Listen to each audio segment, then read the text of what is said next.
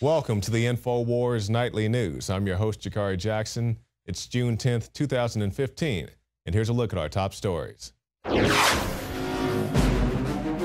Tonight, members of the UN peacekeeping mission in Haiti demand sex for food and medication. Meanwhile, secret cell phone towers in London are collecting private data. And look who's going to Bilderberg this year. Well, what do you know? It's General Petraeus. All that plus much more up next on the InfoWars Nightly News.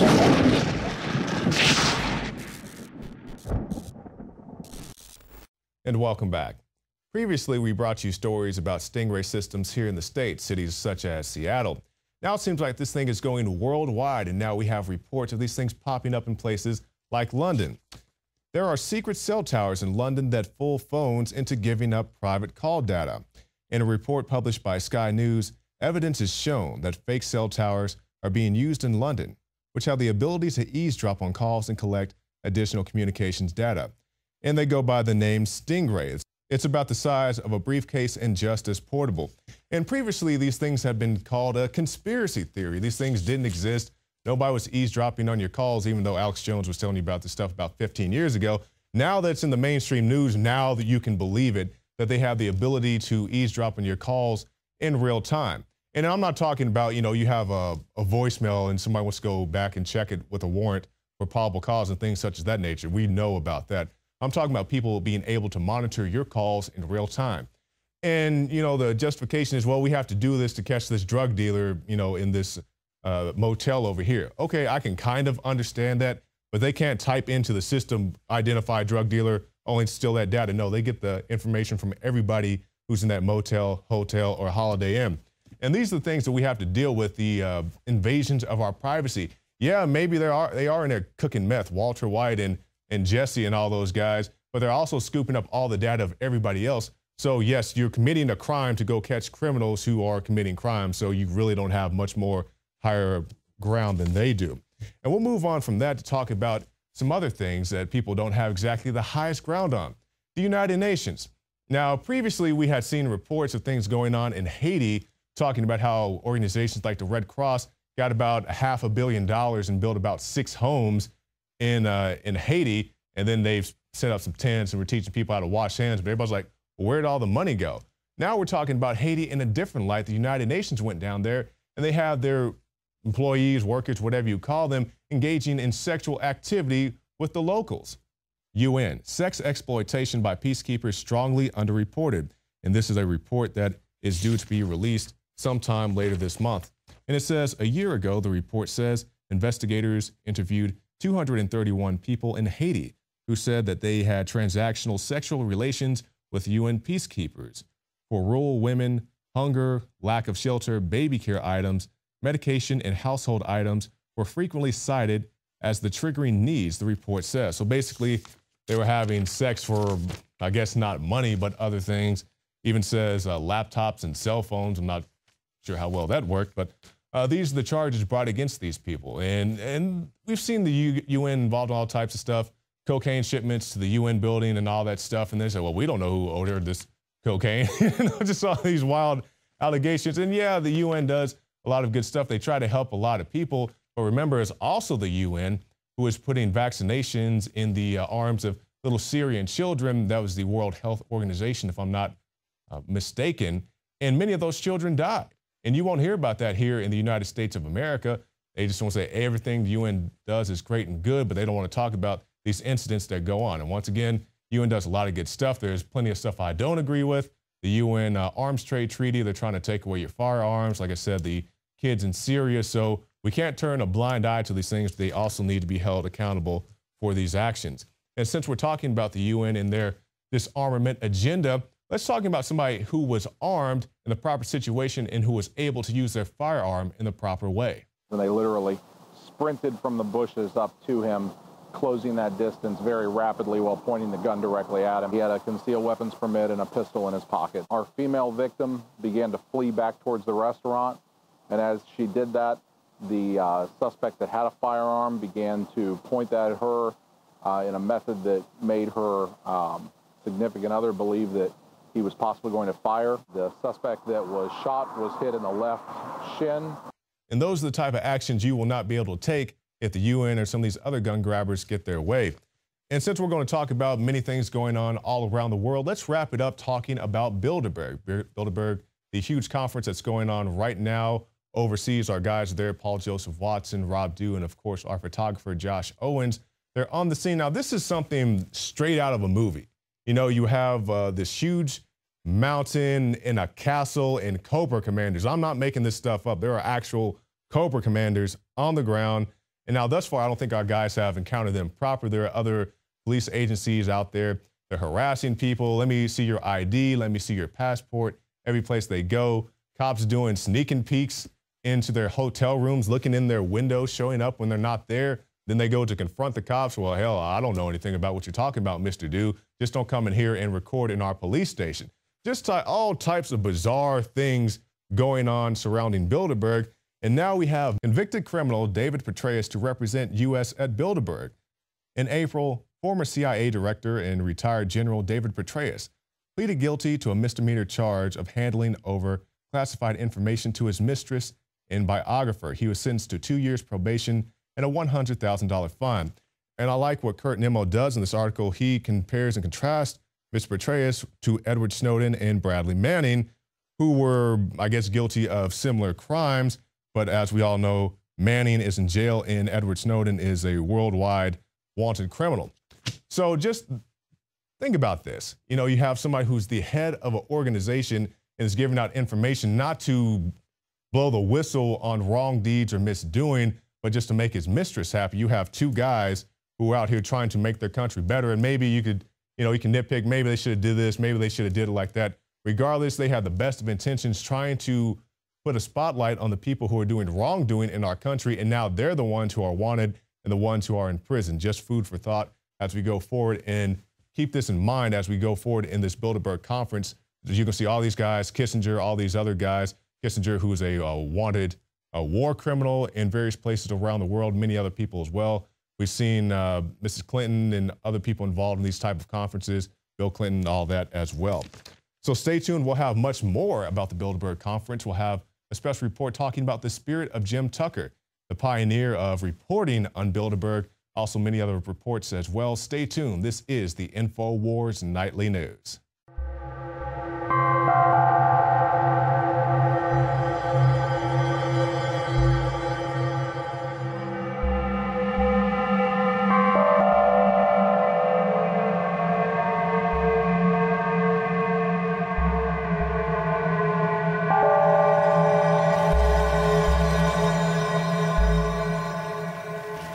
Folks, I don't believe it, but I think that might be Jim Tucker. The ghost of Jim Tucker coming back to investigate the Bilderberg Group. He was the investigator that spent decades tracking the Bilderberg. He wrote the Bilderberg Diaries, and he never stopped. Up until the day he died. God rest his soul, rest in peace, Jim Tucker. You will not be forgotten. Your legacy still lives on.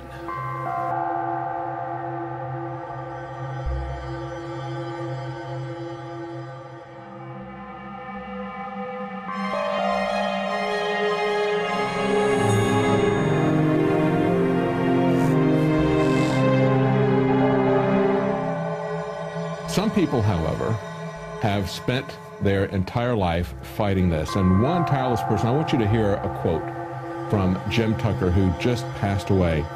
He said, "If 100 of the world's best-known sports figures or film stars were gathered at some exclusive resort behind closed doors for a private meeting, the entirety of the mass media would be on hand, clamoring for admittance, demanding to know what was going on.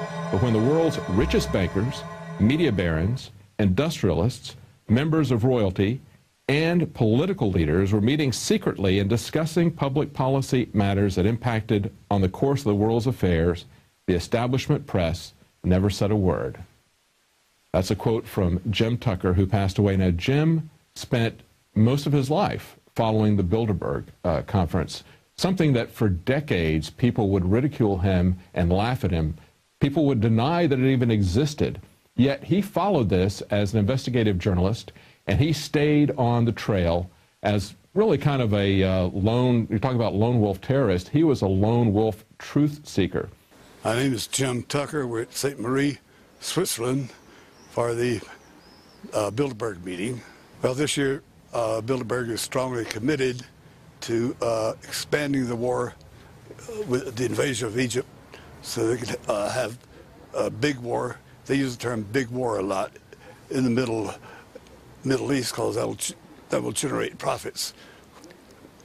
They want them all involved in a big war. Right. They want a war throughout the Middle East, with the exception of Israel. And as I said, there's big profits to be made from war. Because when you go to war, you're making tanks, airplanes, trucks, jeeps, and all kinds of war materials, which is profitable in its own way. And then the war profiteering kicks in, as it has in all of our wars, where other big bucks are made on top of the big bucks.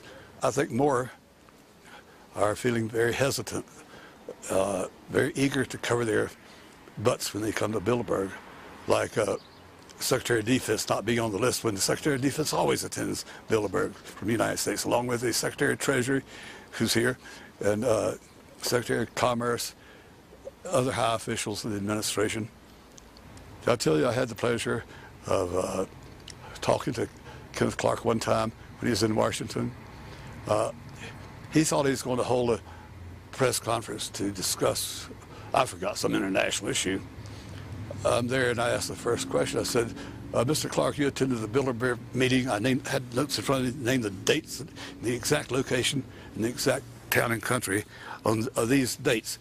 Can you tell us what transpired? The other reporters from the New York Times, of course, never heard of Bilderberg, but they're getting real interested in this. Kenneth Clark's face goes blank. He fumbles around a little bit. They started answering questions. I remember him saying, yes, we should have a world government. We will have, this goes back a few years, of course, when they were real optimistic. We will have a complete European Union, a common currency. Then we will have the American Union, and your common currency will be the Mario. Then we'll have the Asian Pacific Union, and they'll have a common currency. And our grandchildren are going to laugh about the days when we had all these petty little currencies. We have to have a world government so you have peace and all that jazz.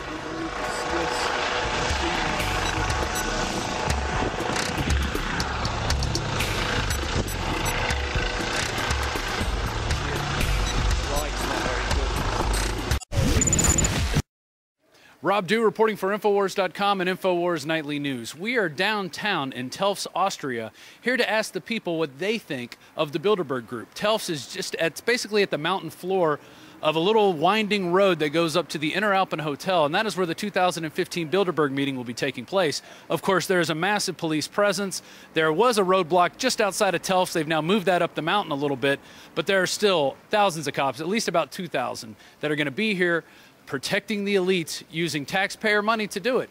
But it's a private meeting, so we can't know what they're talking about, even though they're inviting media representatives there because their job is to keep everything quiet. What we're going to do here is find some people, hopefully, who speak English and ask them what they think of the Bilderberg Group. Hey, what's up, guys? Can I talk to y'all for a second? Any of y'all speak English? A little bit. A little bit? All right, you're the one I want to talk to. How long have you lived here in Austria? Since 17 years. Okay. Do you know what the Bilderberg Group is? No, I don't know. A what? The Bilderberg Group. No. Well, actually, I think it's a secret. I don't know. I don't know. Bilderberg Group. They're from Denmark. Yes. In Hotel Interalpen. Yes. Some people who make the burger round.